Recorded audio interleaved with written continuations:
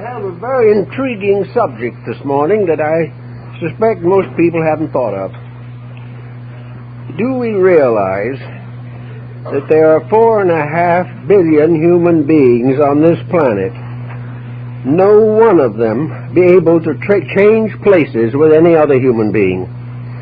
We have no actual insight of sharing the central motivations of anyone but ourselves. We cannot fully understand the reasons for the conduct of any other person.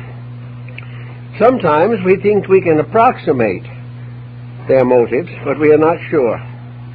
Nor are we aware of the circumstances that led to these motives. Each person lives in a little world of his own, completely isolated from everyone else. We have created a number of different methods of communication in an effort to help this situation, but these are totally inadequate when it comes to the effort to search into the basic principle behind another person. They will tell us what they think. Very often they haven't been thinking. They tell us what they believe, and sometimes it's pretty bad. Sometimes they explain their reason for life, and it will sound unreasonable to everyone but themselves. And this it is with all of us. The other person's attitudes are reprehensible. When we make the same mistakes, we have obvious reason why we could do nothing else. Another person loses their temper, it's because they have a bad disposition. If we lose ours, it is righteous indignation. Every good motive is reserved for ourselves.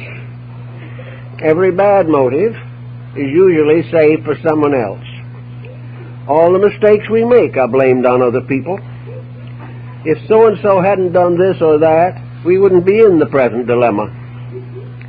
Also, with all of this internal self-justification, we continue to live strangely complex and unfruitful lives. Day after day, we keep on dreaming of something better.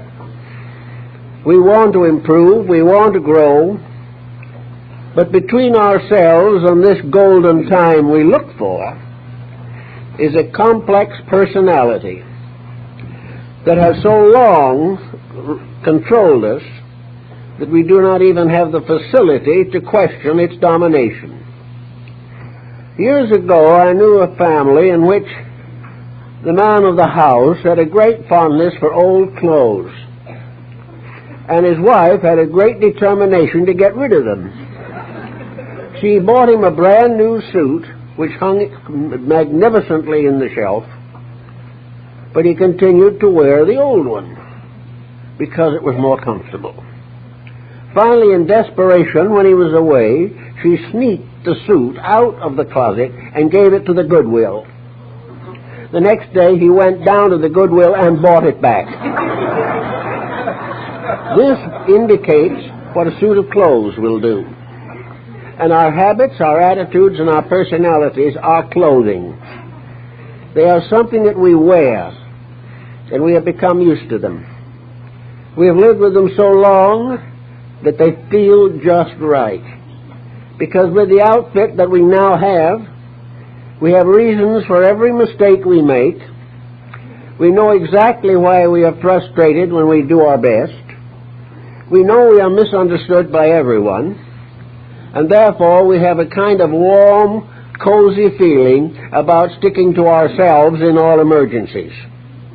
We are going to get what comfort we can out of retiring into the personality that we have developed. Now, when we are just born into this world, lots of people feel that the personality has not yet been developed. It is obvious, however, that either Mendel is right, and that there is a law of heredity, or else there is something that brings back into this world attitudes which go back beyond the present embodiment. We do not come here simply brand new.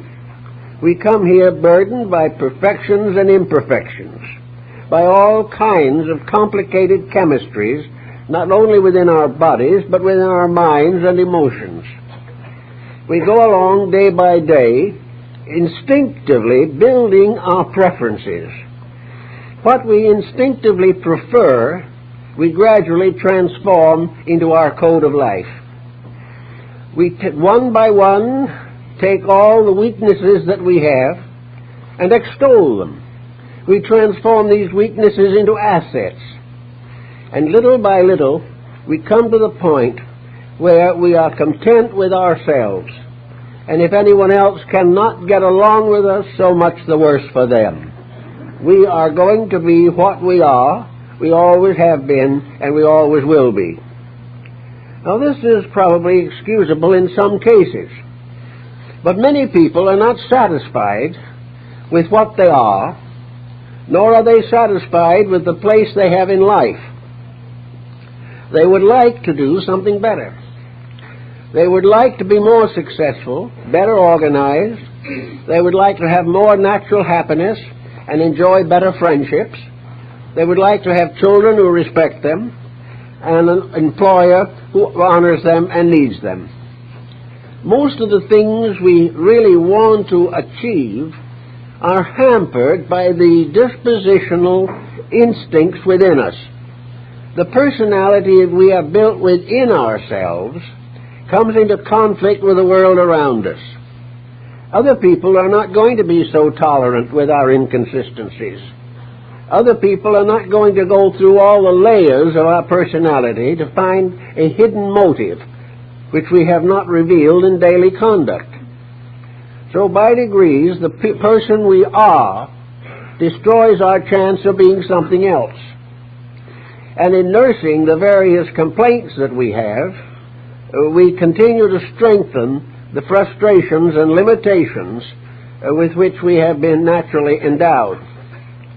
It becomes obvious, therefore, that in order to actually improve life, we have to break through the subconscious pattern of acceptances which we have long endured. We must, in some way or other, break out of the shell which we have placed around ourselves. Some years ago, an individual said rather wisely that it would be good for every person if they could step aside and watch themselves go by. Instead of being the center of something, they should be at some time in life merely one in the mass of things. They should look out upon themselves as they look out upon total strangers. They should recognize that there is a need for a new analysis of our own inner constitutions. If other people are having trouble living with us, it is a sign that actually we have trouble living with ourselves. Always the difficulties that others object to flow from some deep hidden source within our own natures. To meet this type of an emergency, we must therefore, some way, really try to find out what is moving us inside. We must try to break through patterns that become stronger because they are comfortable and well established. We can become psychological attitudes burdened just like an alcoholic. If we have a bad disposition and nurse it long enough, it is going to be something that we will take to the grave and probably beyond. Therefore, we must somewhere along the line really try to break through the patterns of attitudes which are to our own way self-defending, but to the world they are self-defeating. This means we some way must try to find out what is wrong in our own integration, which is bringing with it mental, emotional, physical difficulties. Now, there are several possible answers, but they're all unsatisfactory for the most part.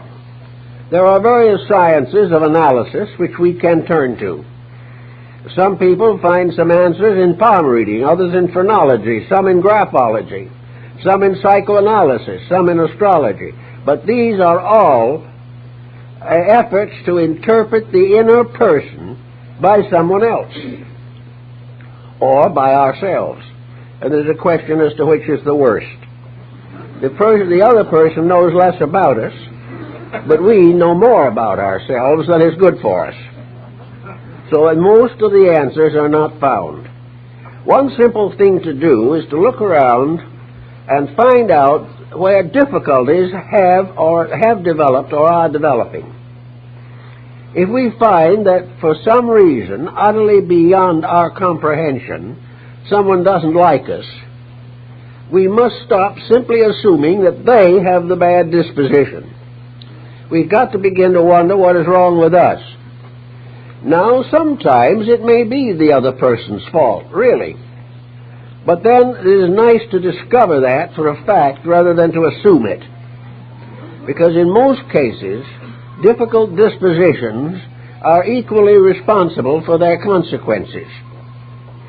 So if we find something that has burdened us for a long time, it's a good plan to see if we can isolate the cause.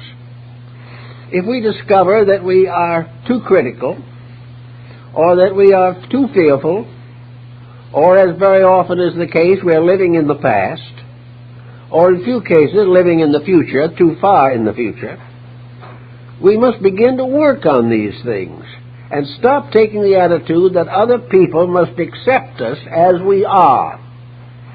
If we insist on this philosophy, then we must be willing to accept other people as they are. And this is where the rub generally comes in. We expect to be accepted, but we do not feel it responsible to accept the consequences of our own actions. So one way to try to get into this problem is to contemplate the situation as it is. Why are we in this world? Why does it happen that 4.5 billion human beings living together on one planet have no internal communion? They have no communication except perhaps an occasional psychic demonstration or mystical experience. But as far as being able to know the core in each other, it is impossible. Even if they explain it to us, we don't know it. Because an explanation is not an experience. The experience itself is the thing we have to constantly consider. One way, of course, of increasing knowledge of other people to some extent is to stay with them over a period of time and watch the way they act. This is helpful, but it shows a bad disposition, perhaps, but it doesn't answer the question why. How did this disposition come along? Why has it been endured over a period of years? And why does the owner of it fail to recognize the infirmity? Well, one of the answers to this seems to be that knowing that we cannot really ever understand another person totally, then we have to try to live in a world with other people, assuming more or less that the separateness is hopeless, that it can never be bridged, and therefore that each individual must do it his way. And in failing to do it his way, he gains no reward or no satisfaction from other people. Well, we can normally work with several of these problems. Let us imagine for a moment, as one of the Greek philosophers did, that each of us lives in a beautiful bubble, a round bubble that we call a magnetic field or the aura. This bubble encapsulates us. We are in it. And in this bubble we live and move and have our being. This bubble is a little universe in itself. And in the midst of this little universe is the being inhabiting it, surrounded as, in a sense, environments on the outside by worlds and continents and habitations and inhabitants and all kinds of complicated situations, all within the magnetic field of the body itself. When you dream, you don't necessarily have a small dream. You may dream being out on the ocean, and yet the ocean you're dreaming about is inside yourself. Yet it can be just as real as though it was the middle of the Pacific. Therefore, within this bubble is a complete way of life. a kind of way of life that must have come to Robinson Crusoe when he was wrecked on a desert island. The individual within his bubble is more or less isolated completely. Everything that happens to him happens originally within this compound. A kind of alchemy is constantly taking place. The world around him only sees that aspect of him which results from the consequences of his character development. They see what he does, but they do not see what he is. They see the circumstances, but they do not understand why he has such circumstances. It is hard to understand why some person is very unselfish and another is completely self-centered. Yet the chemistry of it all works out in this mysterious inner bubble of life in which we live. And this inner bubble is more or less bordered or surrounded by a shell, the shell that separates us from any other living being. Even when these shells come close together and bump each other, still they are separate. And each person living in a separate universe has to face his own problem. This is one of the reasons why in the old philosophical systems it was pointed out very clearly that we are in this world to grow. And grow is not the result of other people pushing us and pulling us. Grow is to unfold the potential within ourselves and to perform a magnificent alchemy of transformation in our own natures. Each individual must grow himself. He can enjoy a company or associations of other people. He cannot grow for them, and they cannot grow for him. Anything they can give him will not contribute to his essential growth unless it is good advice and wisdom. Even that is not likely to be very efficient. Each person must start out from within himself and change himself into what he wants to be. It's a mathematical formula. If you want to accomplish certain things, you have to build for those things.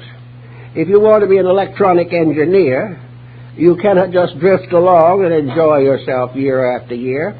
You have to take the necessary studies. You must also study very carefully, too, if you want to be a good husband or a good wife. You have to study if you want to find contentment or happiness. You have to study in order to grow, in order to think, in order to build. You must also study to strengthen moral character, intellectual attitudes, and deepen the values of life. All this must be done inside yourself. Now, the result of an individual doing this type of thing within himself is a new relationship with society. It is a relationship which in some ways may not be entirely satisfactory. The old person with the faults will not enjoy the relationships that a good life will give him unless he has earned that good life in the meantime. If he deserves a better life, he can have it and will then like it. If he does not deserve it and tries to have it thrust upon him, he will dislike it even when he gets it, if he gets it. So each person in this capsulated universe in which we function is faced directly with the problem of growing up inside the bubble. He must use his own inner willpower. He must develop such faculties as will give him the intelligence to measure himself. Now, one or two things are available to him to help him out. Nearly everyone sees examples of attitudes around them. These attitudes, as seen, however, are not therapeutic or developing in themselves. The fact that another man stops drinking does not guarantee that you will. Or that another person is more honorable in his dealings guarantees your honesty. One thing is certain, however, by laws of secondary causes, that if an individual observes a certain characteristic and observes that this characteristic is valuable in the advancement of life, he has the right to try to use it himself. He has a right to challenge a poorer attitude within himself and try to supplant it with a better one. If he finds that temper fits have damaged his career for many years, and he finds someone who has controlled his temper and is advancing in his careers, this is a good object lesson. The man who is controlling his temper cannot control it for the other person, but he can give an example. So relationships in life are almost completely examples. They are nothing in themselves unless the individual does something with them. But there are in the world magnificent examples. There always have been since the dawn of time. Those that we honor as the great teachers of humanity were persons with great examples. And they are remembered and loved and honored not just because of what they said, but because of the internal wealth of character which they exhibited. They were superior beings in a sense. Not superior because of wealth or because of greater education necessarily, or of earlier and better family background, but they were individuals who had the qualities of integrity. And these persons, many of them died poor, some of them were martyred, but nearly all of them had attained an inward maturity which later generations honored and accepted as proper. So from various examples, we can begin to sense values that we can develop. Also, we will observe in other people certain conditions which we may term obnoxious. There are people whose attitudes are just unbelievably impossible. There are people who only have to be somewhere in order to ruin the place. There are individuals who can disrupt anything. They have no patience, no understanding, no social maturity. They're just impossible.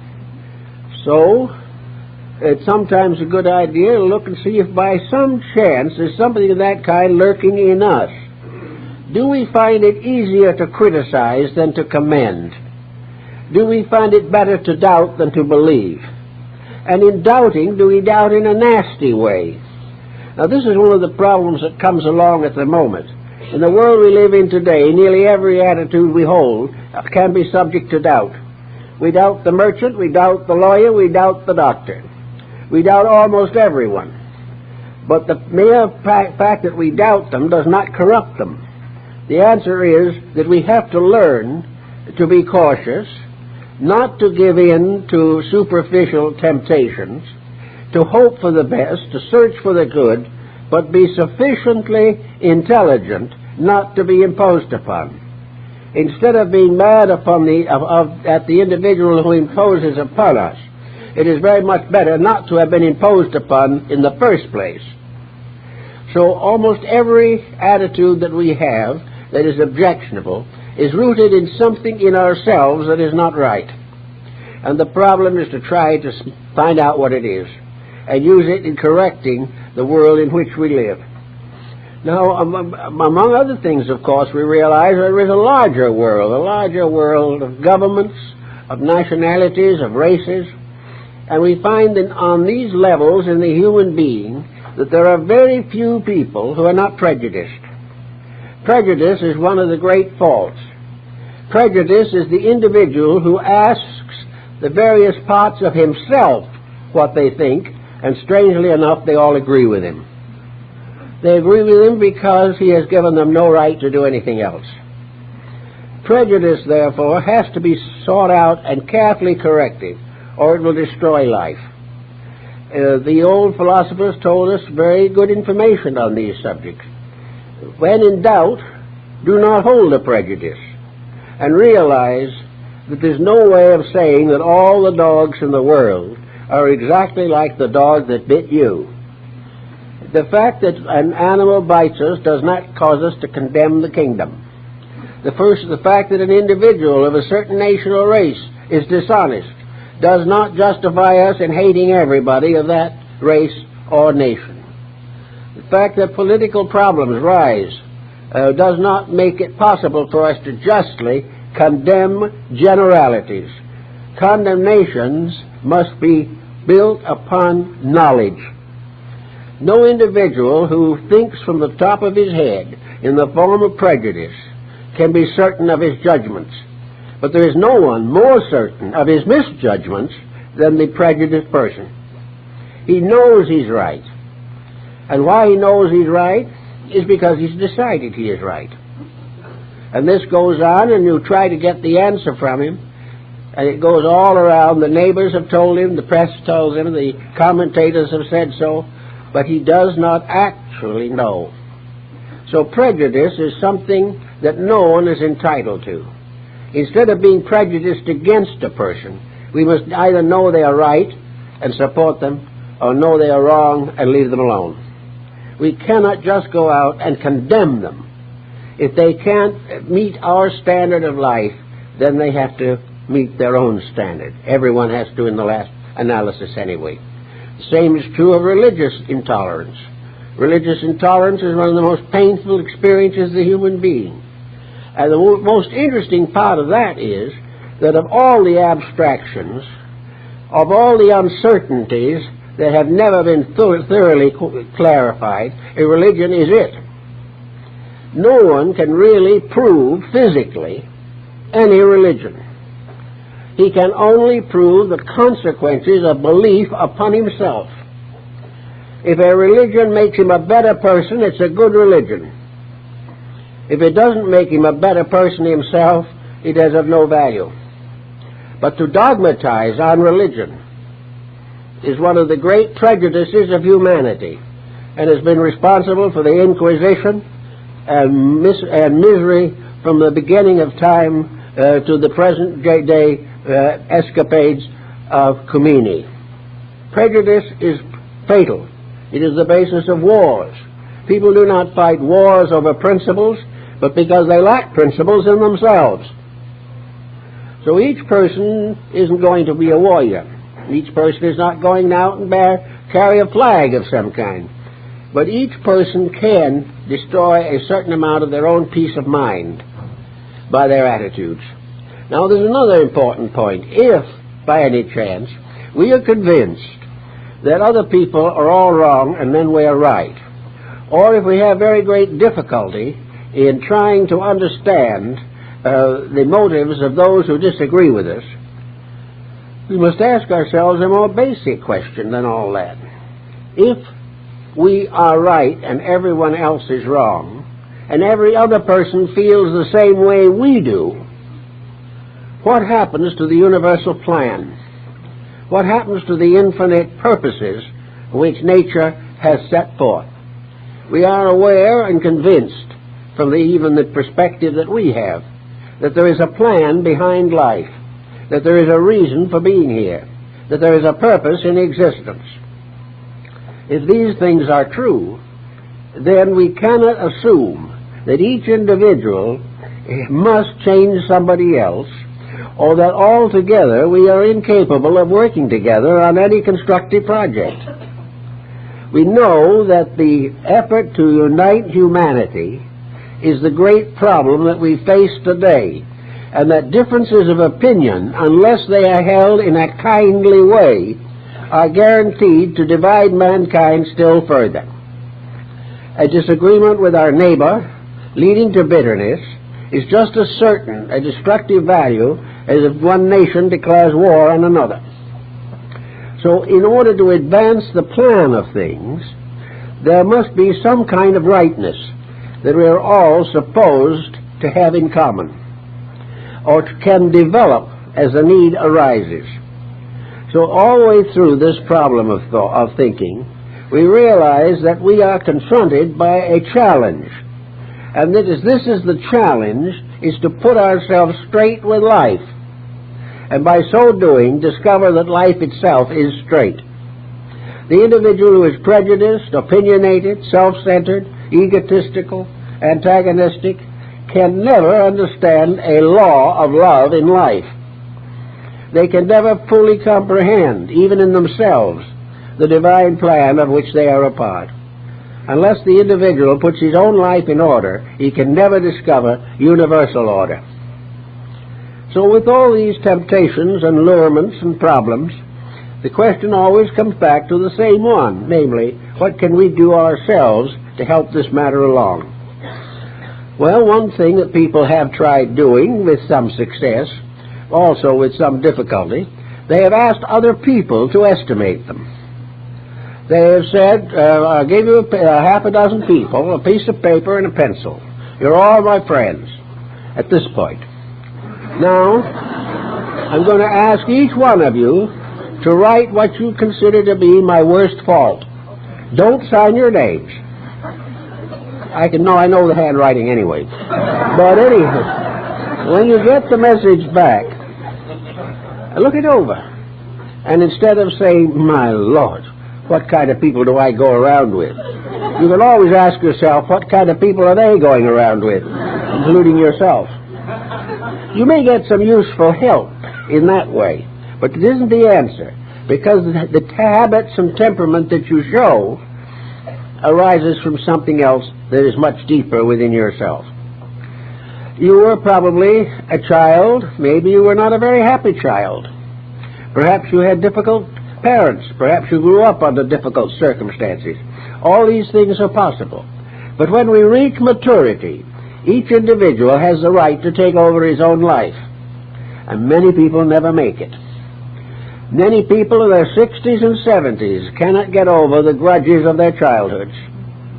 They have never recovered from the fact that they were neglected or orphaned or had step-parents or adopted in an orphanage. They cannot get over the personal grief of long ago.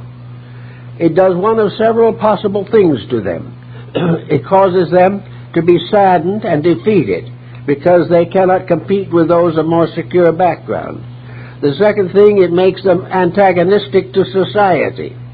It may prevent them from making a good marriage later. And they may very well be that they'll take it out on their own children in due time if they have any. So when you come to 21 years of age, it's time to realize that at that moment you become a person. At that moment you break through the shell of childhood and adolescence. From that time on, you are no longer able to excuse your attitudes by impulses or instincts. At the time of majority, it means that the person has taken over the management of his life. Now, if he takes over the management of his life, he's either a good manager or a bad one. If he's a bad manager, he may try to spoil himself, cater to all the weaknesses and faults that he has. If he's a bad manager, he may also resolve to pass the miseries he has over to anyone he can get hold of by way of revenge. But if he is a good manager from that point on, he will outgrow the faults of the past. He will forgive those who despitefully used him. He will clear his mind of all grievances and will start in with a fresh slate. Now, a fresh slate's a very important thing, because a fresh slate means that you are not bringing forward the past. Well, that may be easier to say than to do, because while you're hard at work rejecting the past, it is sneaking back at you as memories. And while you're just going along fine, you suddenly remember all the misfortunes of early life. This makes it very difficult. So there's no way of saying that those things didn't happen. There's no way of saying that you were neglected. But there is one way of approaching it which says, all of this was a lesson. What did I learn? I'm deprived while it's a lesson, but I'm not deprived if I transform this lesson into creative, conscious self-improvement. If I can forget the incident and take the lesson and use it for the rest of my life, if I was not well treated as a child, I will treat children well. If I was neglected, I will not neglect others. If I was deprived of certain privileges, I will never deprive others of those privileges if they are entitled to them. Little by little, we transform an experience into soul growth, a way of becoming greater than we were, more than we are now, and working toward the future.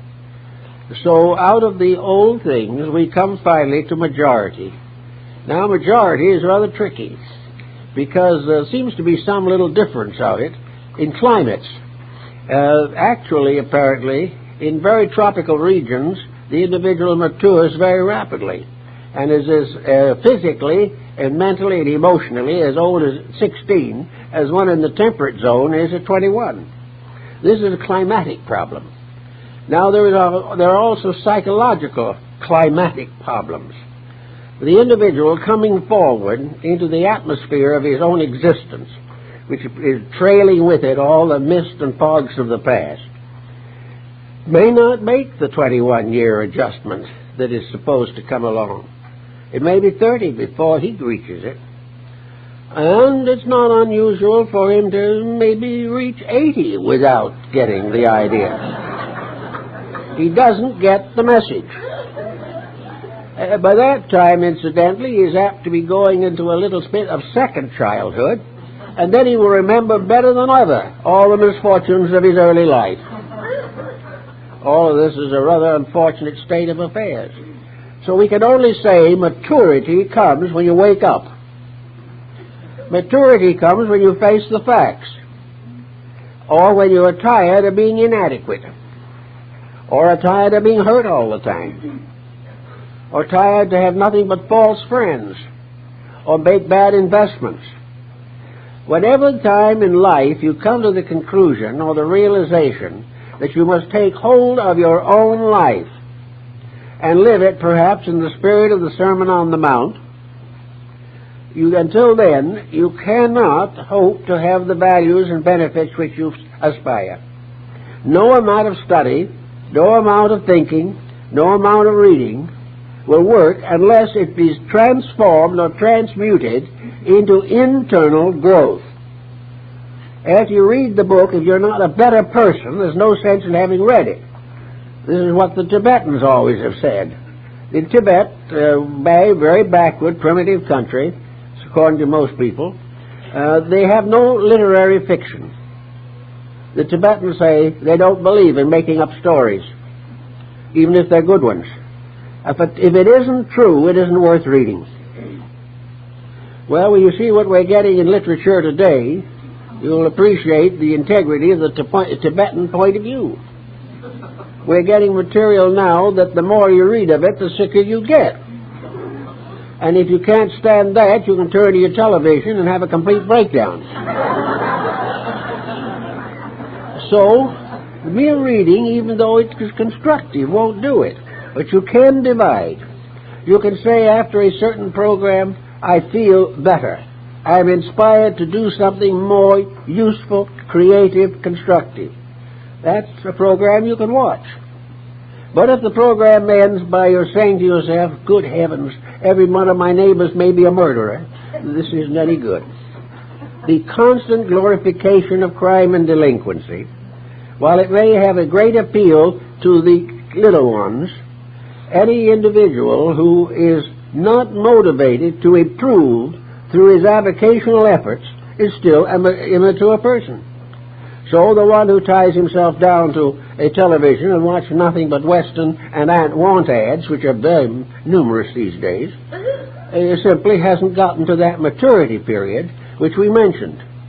And because of his attitudes, his life has very little in it that is worthwhile. Now, another problem that we've related to this is a certain satisfaction with achievement. An individual, to be really happy, must be self-sufficient in living. He must be able to live a reasonable life and enjoy the things that he can do to make his life better and the lives of others better. He must have a plan of some kind, even if it is a very simple one. If he can't do anything better than make a pair of shoes, he can always plan to make a better pair. Everything in life depends upon the person having purpose. Inconsistency within the individual has a tendency to destroy purpose. If one part of your nature says that nothing but corruption exists, another one says, I'd like to get away from it all, and the third one says the only way you can do it is become an alcoholic, this is a type of internal confusion that is always destructive. No matter what the person is, he must give. He must do something to justify the fact that he exists. In other words, while we're in this world, we have to pay rent, whether we know it or not. And we're not paying rent to the landlord, and we're not buying condominiums, but we are paying a kind of rent in which it means that we must, all of us, earn happiness, security, and peace of soul by action in payment. We have to have the coin of the divine realm, which is good deeds. Without this type of thing, there is nothing we can do to solve our own problems. So there's always this big value ahead that we can improve, and by improving can gradually outgrow in ourselves the sources of our own misery. I know a great many people who have had very interesting and perhaps profitable careers in some respects, and I know that most of them are not ready for success. The individual who by mental adroitness achieves a certain status in society is in a very precarious situation. By fortunate or unfortunate circumstances, by one skill alone, apart from the rest of his temperament, he may achieve what he terms success. But this one faculty that gave him success is not enough to help him to use it wisely. Therefore, he is destroyed by the other faculties that do not know how to carry the burden of achievement. This is something we all find in matters of education, and it is a problem today. We can become well educated, we can get a good job as a professor in a university, or we can go out and develop a profession. Our way of life. It's a part of the fact that each one of us must pay for our living by the sweat of our brows in one way or another.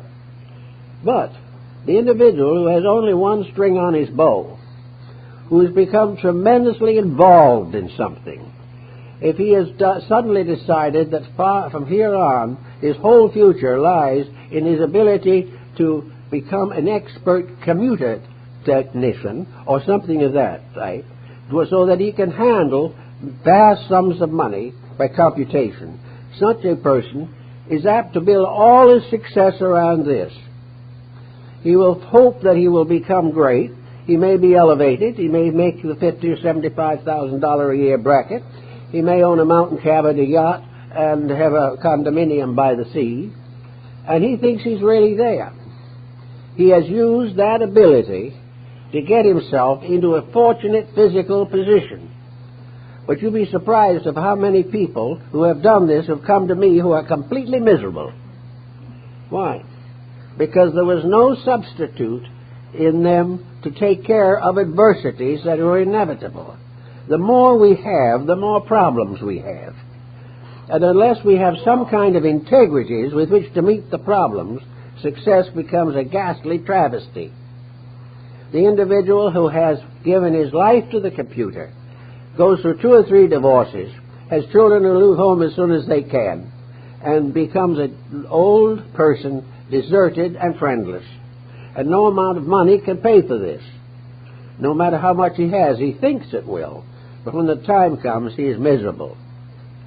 So the individual who tries to exploit certain factors of life must learn to finally that anything he does in the outer world of his environment must be adequately supported from within himself. This encapsulated creature within him must have the abilities to handle whatever arises as the result of the experiences of living. Thus, it is very important that this being in the body shall be firmly established in basic values. He must have gradually outgrown the temptations which would lure him into tragedy when the time comes. He must realize that while he is very much involved, he doesn't think about this. But when he reaches retirement, or when he is replaced by someone else, then all of a sudden he faces the fact that he's unable to live constructively. He has made a career instead of a life, and by doing so is bound someday to face his own tragedy. So in the building of these types of careers that we think about, we have to work, first of all, to get rid of the intemperances in our own attitudes. I've known some very wonderful people who were perfect snobs. They were generous, well-hearted, intentions to do well, but they just couldn't get over the fact that they were a little superior socially. Well, these gradually got into trouble. Several of them that I know of ended in retirement homes with nothing to look forward to. Snobbery is one that won't work. The individual who has jealousy is in a very bad spot, because jealousy is a constant effort to injure one we think is superior. And the impulse to injury is destroying ourselves. No destructive emotion that we can hold can do as much harm to another as it is doing to ourselves. Jealousy is very, very bad. Bigotry is also very bad. A certain person whose son threatened to marry outside of the religion said frankly, "I would rather see him dead than marry outside the religion." Now, that statement proved conclusively that the person himself had no religion, because religion cannot build on bitterness. It cannot build on prejudice, but most efforts are made in that direction. In fact, all of sectarianism is based upon a competition as to which sect is the most authentic. And in the process of trying to prove that, brotherly love is completely forgotten. So we have all these motives within ourselves that turn into acidity.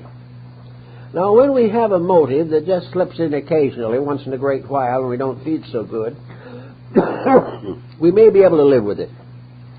And it won't do us too much harm.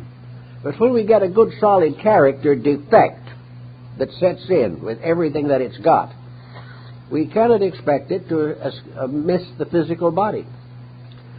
A very large part of our physical health problem is psychosomatic. We are constantly injuring ourselves. The little cells in our bodies and all the organs, functions, and processes are according to natural law. And one of the most problem is the natural law of bodily health. And as several experts are now beginning to discover, the best way to have a healthy body is to have a peace of mind and peace of emotions. The individual who cannot control his temper is already sowing the seeds of trouble.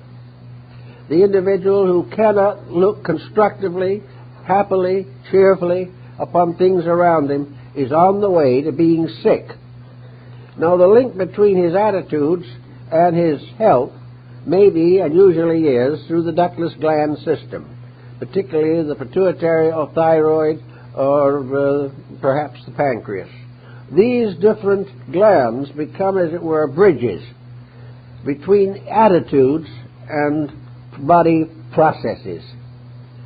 Attitudes destroy digestion. It was said on one occasion that Napoleon would have been a very happy, quiet, private citizen if he hadn't had 2 or 3 extra drops of green bile in his liver. This is what did it. Anything that is detrimental to health is detrimental to character. And any detriment of character is detrimental to health. So no individual can be unpleasant and healthy. He may get along with it for a while. I've known people who reach 100 with a miserable disposition. It isn't how long they're going to live, but the way they live. These miserable dispositions simply had the privilege of suffering longer. That was the only difference. Instead of dropping out at 60, 70, or 80, they were so mean that they couldn't get out that quick. They had to just stay with it and get rid of all they could. They were afraid in departing that there was somebody left behind they hadn't insulted. So the problem of long life is not important if it's a poor life. The only reason a long life is helpful is that as long as we live, there is a chance of improvement. But by the time the average person is in his 80s or 90s, the probabilities of improvement are not very great. But they do happen. Just as I know people who have gone to college and got their degrees when they were 80. It can happen. It can fulfill a life purpose, but there should be a life purpose. Today we have another type of situation also to bear in mind. The home is a very fragile institution today. And with the gradual decline of the home, a very serious effect has been produced in the life of the individual. namely the loss of emotional normalcy. The individual who does not establish a home or cannot keep the one he has, the one who does not want children or is unable to be proper with them when they come, any individual who has not personal affections due to close family life is in trouble.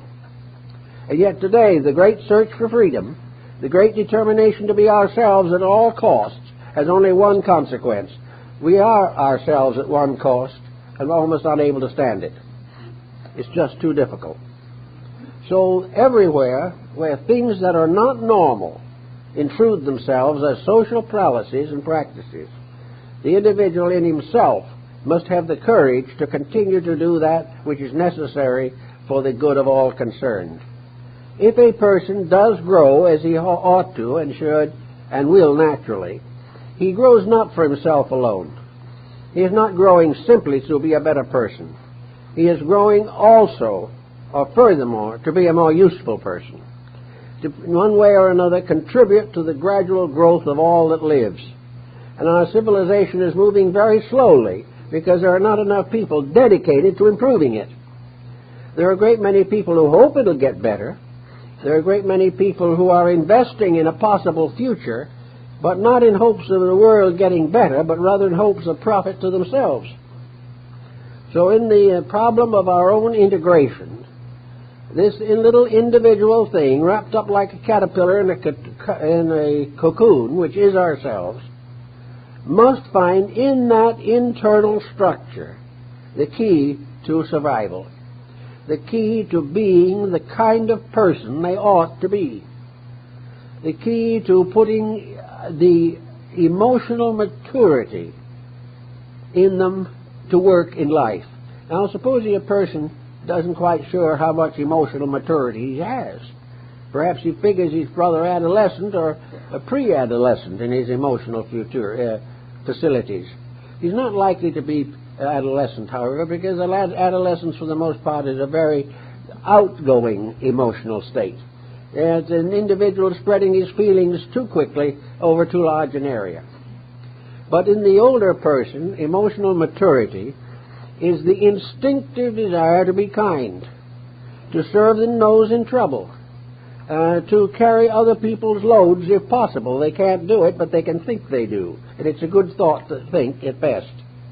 To always be thoughtful, kind, considerate, to preserve affection. Every living thing must love. And the loss of love will not only result in a barren life, but it'll end in a complete breakdown of the digestion and the elimination and the probability of arteriosclerosis. You cannot break the emotional or mental laws without it reacting on the physical body. And the individual who doesn't care about his emotional and mental concerns because he's too wound up in his own purposes, doesn't like the feeling that comes along with a coronary or something of this nature. It has to be part of a plan.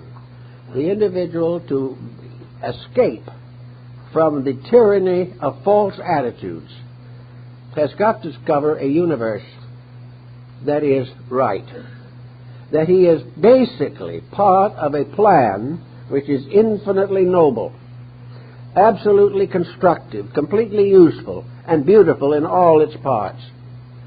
But all this beauty is lost if he cannot appreciate it. All the wonder is sacrificed if he is incapable of the emotion of wonder. All his own progress and happiness are gone if he cannot contribute to the progress and happiness of others. This very important thing is to realize that we must have a warm, kindly feeling at all times. And most of all, we must have it when some attitude in ourselves suggests that we shouldn't have it. Then we are confronted by a person whom we would not naturally feel very much emotional constructiveness for. But then we must really try to understand what we would expect them to understand. And that is the turmoil, confusion, and complexity locked in this little cell, which is themselves. The individual is what he is because he is reacting to uncontrolled, undisciplined, immature pressures from within himself. We are doing the same thing. And if we are a little cold to him, chances are he'll be a little colder to us, because we are applying the same rule that he has already discovered in his own nature. So I think it's very good, especially at this time of the year, when we are thinking more or less of transmutation, transformation, redemption, regeneration, and resurrection. We are thinking of some way of outwitting our own smallness. We want to grow bigger without giving up any of the habits that make us small. We want to be accepted for the virtues we ought to have and not for the ones we have developed and perfected. But in this time, the only way that we can really help to make a better world is to just look out a little bit at the world as it is and see how it corresponds with the world within us as we are.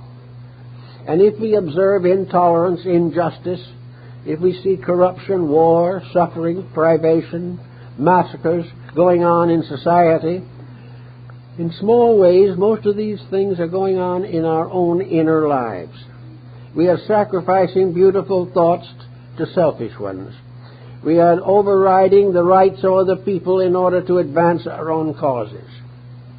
We don't like the thought of a nation invading another nation, but we are invading other people all the time to use them for our own advantage. Every fault we see around us is just an objectification of faults within us, because these faults do not come from the sky, they do not come from the earth, nor do they come from the air. They come from the living things themselves. And most of the mental and emotional faults we know come from ourselves. We've been here a long time and we still have the faults. We've been here millions of years and we still have wars and rumors of wars, and the end is not yet. The answer being that we haven't gotten rid of the rumors of war inside of ourselves. We haven't learned not to be angry at someone who does something we don't like. We haven't learned yet to return a soft word for a bitter one. We have not yet learned the importance of forgiving other people for the very faults that we ourselves may have. All this is part of a lesson. And nation after nation has faded away because it didn't get the message. And it took with it the people who didn't get the message. The nation wasn't destroyed by being pushed off of the earth or something. It was destroyed by falling apart from within itself. The people in it broke all the rules of right living. They got away with it for a time, and then finally the mass of their own mistakes buried them. Thus, we are told, was the end of the Atlantic Empire. And unless people grow and protect their values, we're not going to have very much values. This is why we must go to work equally and immediately. Let's say to ourselves, if we can, that for the rest of whatever years are allotted to us, we will make a real, sincere effort to be grateful, to be kind, to be gentle, to be thoughtful, and that we will not condemn anybody from a prejudice, that we will not be intolerant of other people.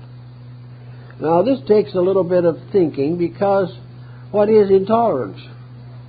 The individual who has the worst dose of it feels that it is nothing but integrity.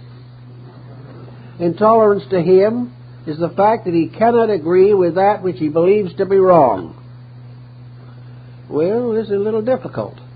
But also, on what does he base the belief that other people's approaches to things are wrong and his are right? Is he really justified in a condemnation? Or is he condemning out of policy?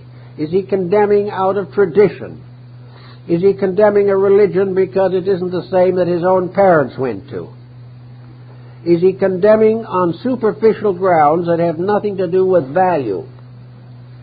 Is he unable to recognize that every religion in the world teaches the golden rule, and that to condemn any of them is to more or less to condemn the brotherhood of man. He doesn't believe that. He thinks that brotherhood is tied up with a creed. He thinks that integrity belongs only to one school of thought. If he is an Emersonian, that's it. But if he happens to follow Leibniz, Emerson isn't so good. And it is the same with everything we do. We measure politics very largely the same way. If no one voted except a person who personally knew the candidate, it would be a very different story. But most people vote according to tradition, and a few of them according to appearance. They see the portrait of the candidate, and they say, that's a good-looking man, I guess I'll vote for him. But they don't remember that the portrait was taken 30 years before he went into politics. So we do not think things through. Let us hesitate to make decisions which we cannot justify. And if we feel we can justify, let's be careful and search and make sure that we do have that right. If we can do this type of thing a little more often, I think we'll all have a little happier time in this world. Now, we know that we are in terribly difficult moments in history. We know that everywhere around us, integrities are being compromised. We know also that these compromises are very largely based upon the selfishness in each human being. Now, selfishness is not necessarily all financial. Selfishness can be stubbornness. It can be unwillingness to change in an emergency. Selfishness also, of course, may be to put ourselves first in any situation. We think we have the right to do this. Factually, we do not have the right. All we have is the privilege of being right in the situation we are in. And rightness depends upon consequences, at least in part. If the attitude we take is not supported by natural affection, if it is not consistent with the revelation of the great faiths of mankind, if it does not bring happiness, kindness, and strength to those in trouble, then we might as well forget it. It's doing no good to anybody. Now, as we enter into this very complicated situation, it becomes obvious that many of the values which we have cherished for a long time are not going to hold. They're not going to work out. We're not going to be able to go on as we have for the last 25 centuries, treating each other with a good spirit. We cannot go on trying to fight our way to peace. We cannot go on living as we please in a world in which there are laws that must be obeyed. Somewhere along the line, education, religion, science, something has got to point out the inevitability of universal law.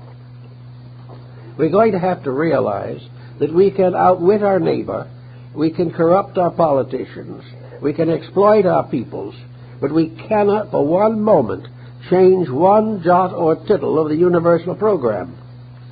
Whenever we break the law breaks us. This has gone on from the beginning. Therefore, we must accept this. We must accept the fact that we cannot change realities, but we can, in due time, learn to accept them. Now, realities are not so bad. The idea that a reality is going to make a prisoner of us, or that we're going to be hopelessly moronic or mediocre simply because we keep the rules, is entirely wrong. We cannot survive without keeping the rules. Now, if financial conditions get worse because we keep on breaking the rules, we are going to wake up sometime and find that we have destroyed the entire economic system. If we discover this, we're probably going to make some other unpleasant discoveries. We're going to find that we have invested everything we have in something we never made honorable. That we have built a tremendous system with no integrities in it. And integrities have been assumed to be a detriment. So we keep on going until finally, one of these days, for one reason or another, it's going to fall apart. And then we are going to suddenly come into a situation that we're not going to like, but which we have brought upon ourselves. If we cannot make the corrections necessary, if we are so locked in ourselves in our mistakes that we are unable to voluntarily change, then nature takes hold on the situation, because nature is going to win out ultimately anyway, no matter what we do. And nature is going to say, If you can't change, we'll change you. And when that change comes, we may find ourselves in a rather unhappy situation. Many of the privileges we have abused will be taken away. Many of the duties we have neglected will be thrust upon us. Many of the problems that we now face will disappear, but in their place will be other problems, more challenging and more difficult and demanding greater integrity. So the point of all is to get started so that in whatever happens in the future, as long as we're in this world, we will be able to adjust to the facts, and that we will never balk from inside ourselves when it comes to making changes that are proper for the good of all. That we are not going to continue to build our entire life upon the gratification of our personal desires. We have got to find out that the only desiring that is inevitable is the desiring of deity. Whatever the deity determines or decides upon, we will do. And there's going to be no fussing and fuming about it. But deity is not an aggressive, despotic deity. Is not a god of vengeance or a god of wars or violence. It is for each individual a symbol of parental integrity. It is a good parent bringing up its children to be good people. And if of their own accord they get to be wayward and delinquent, then necessary for the parent to correct these mistakes, and in doing so to bring the person back to his own values. When the temptations on the outside are lessened by the collapse of a system, the privileges of growing from the inside are increased. A great deal of our trouble lies in the fact that external things are so complicated that we are dazed by them. We cannot adjust them to the internal values that we need. We must always sometime ask ourselves, how much am I worth if I lose everything I have? The answer is, you're worth just exactly what you are, never worth any more. So if you lose what you have, like the man who lost what he had, he said, I've lost all I have and I'm on my feet again. And I remember in the Great Depression in 1929, I was already at work at that time. And I remember one man told me, he said, I lost everything. I was wiped out in a couple of hours. But you know, he said, when I went home, I went to bed and had the first night's sleep I'd had in 5 years. When you lose it, then you can be yourself again. When you're no longer completely slave to possessions or ambitions, there's some chance for the goodness in nature to come through. This man probably became a real human being as a result of having false gods taken away from him. And this is true of all of us. And I think the great symbol of this decision is to be found largely in this particular season of the year, when at the vernal equinox we have a new birth in time, a new opportunity to grow, a new opportunity to correct ourselves, and we also have a new birth or a new life thrust upon us. Each year is like each day. It is a new life. It is Dante's new life. It is the symbol of the new opportunity to succeed where previously we may have failed. In this new life there will be room for all the improvements that we can regard as necessary. In this new life we can accomplish. We can be better people. The new life is a new opportunity to grow. If we take it as a new opportunity to exploit somebody, then we will not grow. But if we use it as a new opportunity to serve the common good in some way, large or small, we will then be one step closer to maturity. Maturity for the average modern person cannot come until most of the false objectives have gradually been killed off. And the nature and life itself is taking away those false objectives which have made us prisoners to vanity and fallacy for ages. It all started sometime when the competitive idea was that we could be richer than somebody else by taking something away from him. There's once a time, Croesus, who is remembered as the world's richest man of ancient times, showed a philosopher his treasury. And in that treasury were all kinds of jewels and gold and wonderful things and ornaments. And Croesus was showing it with great gusto to this scholar. And the scholar said to him, "Yes, Croesus, You are right. It is beautiful. But a man with a little better iron will take it all away from you. And this is what happens with this type of thing. Anything that we can get that from the outside, someone a little smarter can take away from us. When we got it by being smart, that was an honorable action. When we lose it by the smartness of another, that is a false and deceitful and dishonorable act. But in this new problem of things, it is beginning to dawn on a great many people that the old values were right. We are beginning to realize in all parts of the world that the revelations of the great teachers of mankind were right. We are beginning to realize the beauty, the sublimity, the permanence of kindness, of gentleness, of tolerance, of thoughtfulness. We begin to know the meaning of the Good Samaritan, how it is possible for the individual to store up treasures of value that will help him all his days. Now today, with situations uncertain, many people are not quite sure in their own minds what's going to happen to them when they leave here. They know one thing for sure. Anything they have here, whether they got it honestly or dishonestly, is not going with them. But they are not sure just exactly what's going to happen. Well, one thing seems to be inevitable, as Socrates pointed out. He said only one of two things can happen. One, then you're not going to be anything. There's going to be nothing more.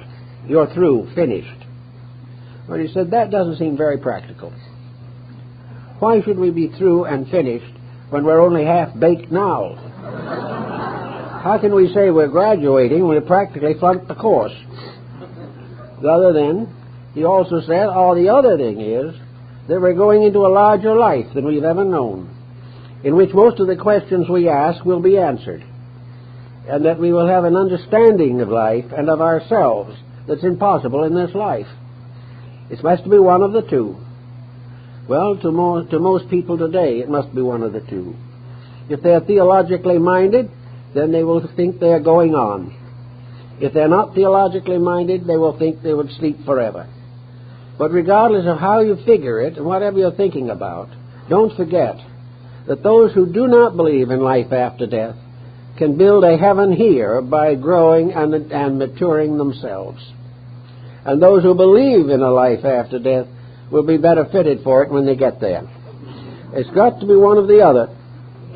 The other thing is, as the ancient Hindus said, the other thing is that if you're not a fish nor fowl, if you're neither good enough or bad enough, when you're sort of in between, there's only one thing to do: come back here and try again.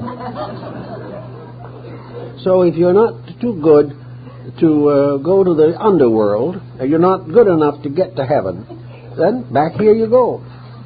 But if by chance that is the way it happens, then what we are as an internal power within ourselves is certainly transmitted to the new personality. And any good we have gained that become part of ourselves will become part of our character in the future. So anyhow you figure it, whether it's simply physical health now, or mental and emotional comfort, or whether it is a hope of the future, or if it's a fear of the continuance of present or future policies that are inadequate, everything points to the need for change. And all change begins with us. All change begins in the human heart. And for most part, as Mencius pointed out, everything that is necessary to us is the result of the child in the heart. The spiritual part of ourselves, the reality in us, is childlike, natural and simple. It is not highly complicated. It is simply gracious and loving like a small child who has not yet learned to fear. We cannot be innocent because we have been around too long, but we can be virtuous, which is the postgraduate course. We start in ignorance and end in virtue. And by ending in virtue, we will fulfill our destiny and become good and faithful servants in the everlasting house. And at this season of the year, when transmutation is on everyone's mind, when we're looking forward to the earth opening again and spring coming forth with flowers and birds and living things, when we begin to have faith in the continuance of the harvest and the ripeness of the earth, and we realize that we're in a world, in a cosmos, in a conscious state in which nature has provided everything necessary for the advancement of all the realities of life. The thing it hasn't provided for is excess. And the moment excess comes in, the realities are forgotten. So with this point of view of mine, and always thinking a little bit about the future, about how we're going to wake up tomorrow, whether we can get rid of some of the problems that have annoyed us for so long, let us remember that to begin with, we must search in ourselves. And wherever we find a false value, wherever we make a decision that cannot be reasonably and constructively demonstrated, wherever we have to gain our end by breaking the golden rule, wherever we have to satisfy our natures by condemning someone else, where these things happen, we are still in great need of self-directives, self-censure, self-reorganization, so that in the end, as the days come, we will meet them joyously and with love. For love suffereth long and is kind. And love is the only relationship between human beings that can ever bring peace to the world. That which brings peace to our heart is love, to our family, to our nation, to our world. These are all the pieces, the qualities, the gentleness, the kindness that makes for eternal cooperation and brings about ultimately the unity of all that lives. And in our loving we must not forget the birds and the flowers and everything that nature has provided. By the time we get through admiring the wonders of things as they are, we will be inclined to get over the disillusionments we suffer as a result of things they appear to be, as they appear to be. Actually, we live in a good world, and if we're good enough, we can enjoy it. And if we're still better, we can keep the world the way we know it ought to be. Well, I guess that's all for today.